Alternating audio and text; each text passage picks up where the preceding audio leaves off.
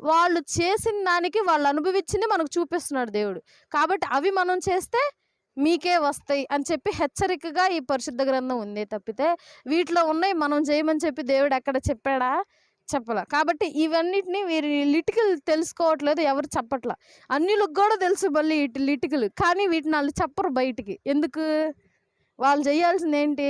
వీటి నుండి పక్కకు తీయాలి వాళ్ళని. అసలు ఏమంటారు, వీటికొక పెద్ద పననమాట. ఇదొక ఉద్యోగంలాగా చేసేస్తున్నారు అందరూ. క్రైస్తవులను మార్చేయాలి. క్రైస్తవుల మెంటాలిటీని మార్చేయాలి. వాళ్ళ విశ్వాసాన్ని మార్చేయాలని చెప్పి పొద్దునంతా ఉద్యోగం చేసి పార్ట్ టైమ్ జాబ్‌గా చేస్తున్నారంట ఇది. నేను విన్నాననమాట ఇది. ఒక పార్ట్ టైమ్ జాబ్‌గా క్రైస్తవులను మార్చే విధంగా చేస్తున్నారంట. ఇదొక రొచ్చు, ఇదొక పాడు గ్రంథము. ఈ గ్రంథం నుండి మార్చడానికి పార్ట్ టైమ్ జాబ్‌లా చేస్తున్నారంట మనుషులందరూ. ఎంత పాపం అసలు. కనీ